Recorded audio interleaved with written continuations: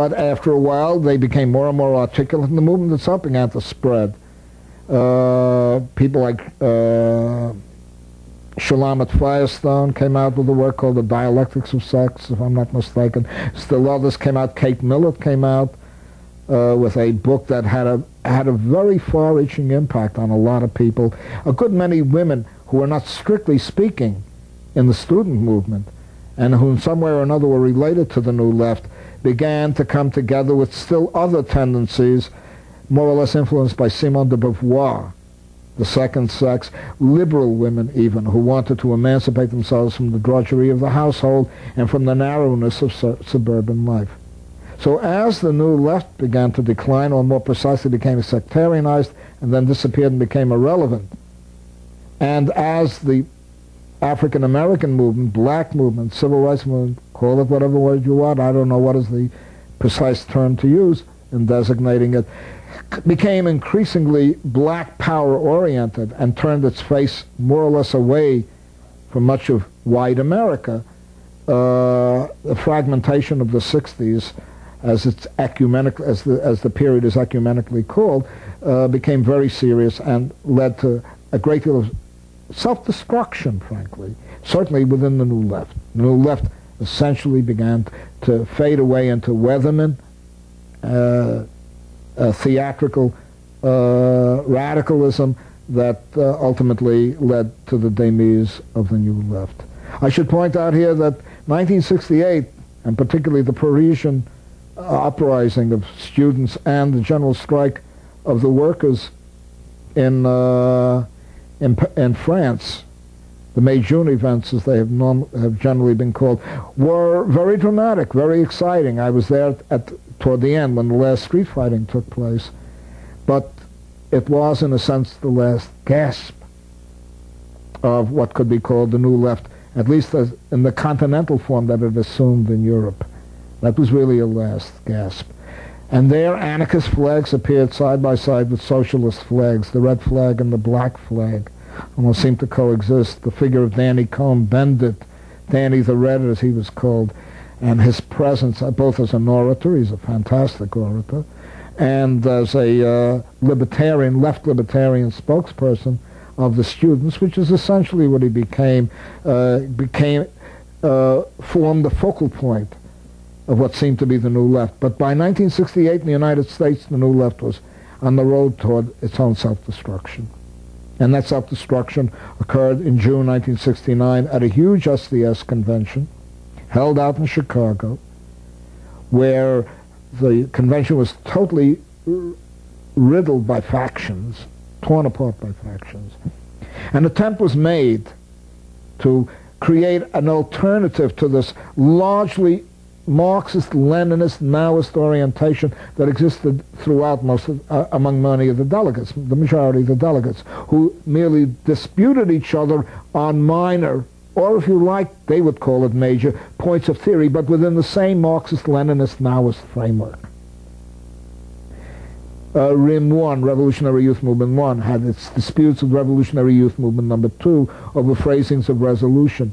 Revolutionary Youth Movement number 2, called RIM 2, was to become the Weathermen, because they had the famous line from Dylan, you don't need a weatherman to tell you which way the wind blows. And they were to become the Weathermen, go underground and now surface and go back to one degree or another into the very society that they seemed so adamantly to oppose. The fact must be stated that it must be stated very, very clearly that the '68 events in Paris produced an enormous storm and had echoes throughout the entire, or at least all of Europe, and certainly the United States. But as I called one of my articles, Spring Offensive Summer Vacations, when the students went off on vacation, the events died down. This is not precisely what happens in a revolution, you know.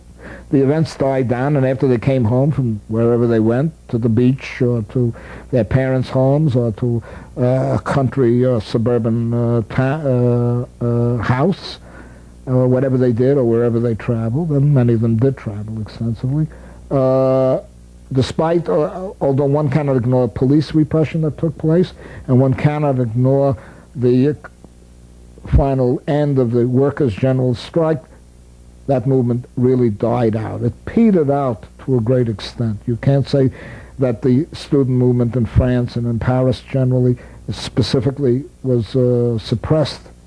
It came back, and many of the young people, by the way, joined the communist youth in the colleges, in the French universities and colleges, oddly enough. And the communists were among the most serious obstacles that the May June events faced.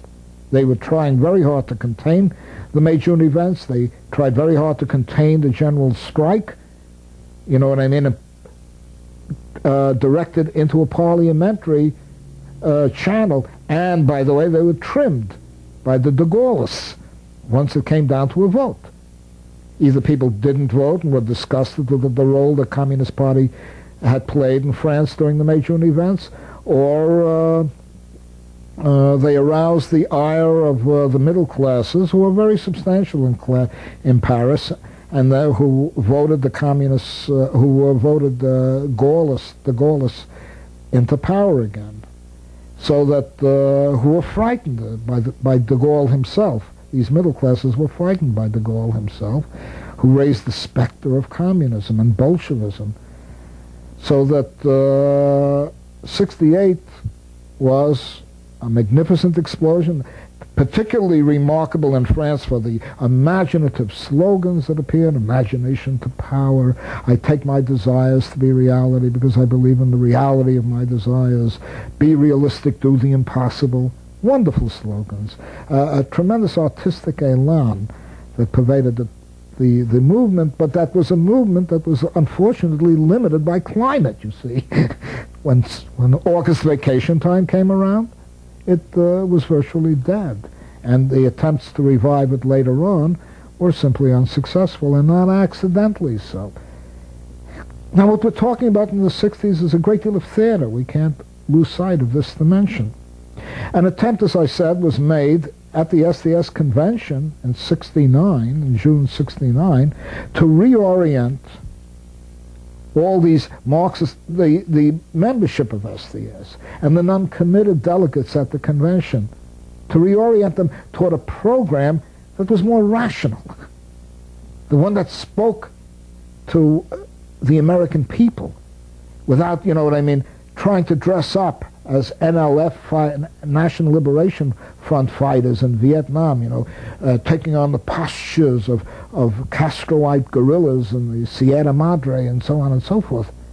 An attempt was made to create something that was oriented toward the needs of students on the campuses and confront authority from an anti-hierarchical point of view rather than a strictly narrow proletarian class point of view, to dispel the myth that students were workers, and to bring in broader issues like ecology, community, a new form of political organization, confederalism, and so on and so forth, although these words were not in all cases expressly used.